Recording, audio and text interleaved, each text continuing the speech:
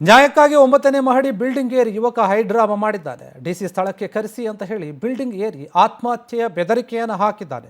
ದೇವನಹಳ್ಳಿಯ ಬೈಪಾಸ್ನ ಖಾಸಗಿ ಅಪಾರ್ಟ್ಮೆಂಟ್ನಲ್ಲಿ ನಡೆದಿರುವಂತಹ ಘಟನೆ ಇದು.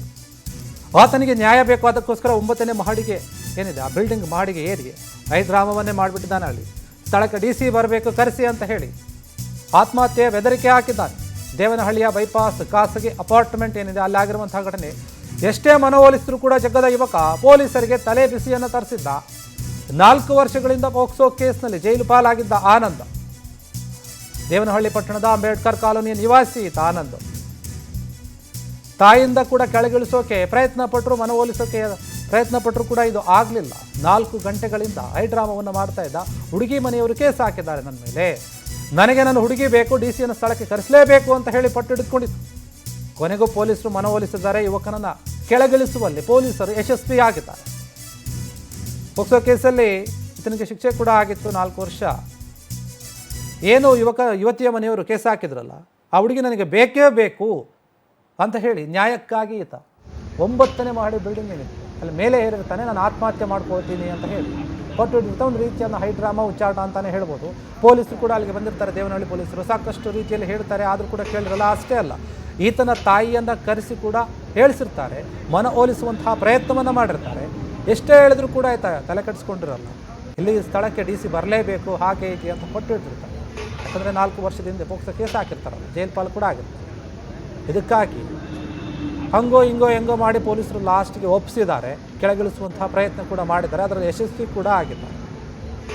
ಯಾವ್ಯಾವ ರೀತಿಯಾದಂತಹ ಉಚ್ಚಾಟವನ್ನು ಮಾಡ್ತಾರೆ ಅನ್ನೋದಕ್ಕೆ ಇದು ಕೂಡ ಒಂದು ಸಾಕ್ಷಿ. ನ್ಯಾಯ ಬೇಕು ಅಂತಿದ್ರೆ ಡೈರೆಕ್ಟಾಗಿ ಹೋಗಿ ಕೇಳಬೇಕು, ಮಾತನಾಡಬೇಕು. ಆದರೆ ಈ ರೀತಿಯಾಗಿ ಆತ್ಮಹತ್ಯೆ ಬೆದರಿಕೆನಾದರೂ ಒಂದು ರೀತಿಯಾಗಿ ಇದೇನಾದರೂ ಸ್ವಲ್ಪ ಮಿಸ್ಟೇಕ್ ಆಗಿ ಆತನಿಗೆ ತಿಳಿದು ಕೆಳಗಡೆ ಬಿದ್ದಿದ್ರೆ ನಿಜಕ್ಕೂ ಕೂಡ ಸಾವನ್ನಪ್ಪಿದ್ದ.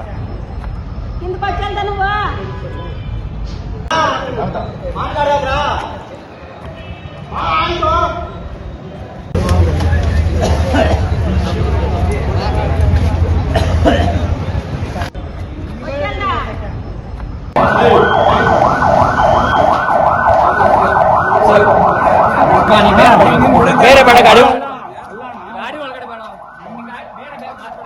ಗಾಡಿ ತರಿಸಿರೋ.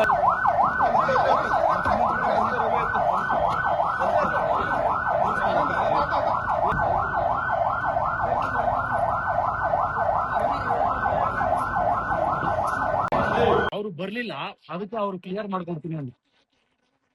ಡ್ರಾಮಾ ಯಾರು ಮಾಡಿಲ್ಲಪ್ಪ, ನಾನು ನಿಜಾನೇ ಮಾಡಿರೋದು. ನನ್ನ ಮೇಲೆ ಕಂಪ್ಲೇಂಟ್, ಸುಳ್ಳು ಕಂಪ್ಲೇಂಟ್ ಕೊಟ್ಟಿರೋದಕ್ಕೆ ವಾಪಸ್ ತಗೊಳೋದಕ್ಕೆ ನಾನು ನಿಜಾನೇ ಮಾಡಿರೋದು. ಅವು ಅಂದ್ರೆ ಒಂದು ಲವ್ ಮ್ಯಾಟರ್ ಇಂದ ಅವ್ರು ಬರ್ಲಿಲ್ಲ, ಅದಕ್ಕೆ ಅವ್ರು ಕ್ಲಿಯರ್ ಮಾಡ್ಕೊಡ್ತೀನಿ ಅಂತ. ಡ್ರಾಮಾ ಯಾರು ಮಾಡಿಲ್ಲಪ್ಪ, ನಾನು ನಿಜಾನೇ ಮಾಡಿರೋದು. ನನ್ನ ಮೇಲೆ ಕಂಪ್ಲೇಂಟ್, ಸುಳ್ಳು ಕಂಪ್ಲೇಂಟ್ ಕೊಟ್ಟಿರೋದಕ್ಕೆ ವಾಪಸ್ ತಗೊಳೋದಕ್ಕೆ ನಾನು ನಿಜಾನೇ ಮಾಡಿರೋದು. ಅವು ಅಂದ್ರೆ ಒಂದು ಲವ್ ಮ್ಯಾಟರ್ ಇಂದ ಅವ್ರು ಬರ್ಲಿಲ್ಲ. ಒಂದು ತಮ್ಮ ವೈಯಕ್ತಿಕ ಸಮಸ್ಯೆಗಳನ್ನ ಒಂಚೂರು ಹೇಳ್ಕೊಂಡಿದ್ದ. ಆ ಒಂದು ಸಮಸ್ಯೆಗಳಿಂದ ಅವನನ್ನ ಹೊರಗೆ ತರ್ತೀವಿ ಅಂತ ಹೇಳಿ ಅವ್ನಿಗೆ ಮಾತಾಡಿ ಕನ್ವಿನ್ಸ್ ಮಾಡಿ ಇಷ್ಟೊತ್ತು ತನಕ ಆದ್ರೂ ಅವ್ನು ಸತಾಯಿಸ್ತಾ ಇದ್ದ. ಲಾಸ್ಟಿಗೆ ಅಮೌಂಟ್ ಅವ್ರು ಕನ್ವಿನ್ಸ್ ಮಾಡಿ ಅವ್ರನ್ನ ಕೆಳಗೆ ಕರ್ಕೊಂಡ್ಬಂದು ಅವ್ರನ್ನ ಸುರಕ್ಷಿತವಾಗಿ ಕೆಳಗಿಳಿಸಿ ದೇವನಹಳ್ಳಿ ಸ್ಟೇಷನ್ ಕರ್ಕೊಂಡು ಹೋಗಿದ್ದ. ಏನಿಲ್ಲ, ಬಟ್ ಅವನಿಗೇನೋ ಸಮ್ ಪರ್ಸನಲ್ ಕೇಸ್ ಏನೋ ಇದೆ ಅಂತಿದ್ದ. ಅದ್ರ ಬಗ್ಗೆ ನನಗೆ ಇದು ಮಾಡಿಸಿ ಅಂತ ಹೇಳಿ ಪೊಲೀಸ್ನವ್ರ ಹತ್ರ ಎಲ್ಲ ಕೇಳ್ಕೊಳ್ತಾ ಇದ್ದ. ನಾವೆಲ್ಲ ಅವ್ರಿಗೆ ಮನವೊಲಿಸಿ ಆತರ ಏನು ಸಮಸ್ಯೆ ಆಗೋದಿಲ್ಲ, ನೀನ್ ಕೆಳಗ್ ಬಾ ಅಂತ ಹೇಳಿ ಕನ್ವಿನ್ಸ್ ಮಾಡಿ ಅವ್ರಿಗೆ ಅವ್ರು ಮಧ್ಯಾಹ್ನ 1 ಗಂಟೆಯಿಂದ ಅವರು ಮೇಲೆ ಅದೇ ಪೊಸಿಷನ್ ಅಲ್ಲೇ ನಿಂತಿದ್ರು. ಸೊ ಇಷ್ಟೋ ತನಕ ಸತಾಯಿಸಿ ಈಗ ಅವರು ಮನವೊಲಿಸಿ ಕೆಳಗಿಳಿದಿದ್ದಾರೆ.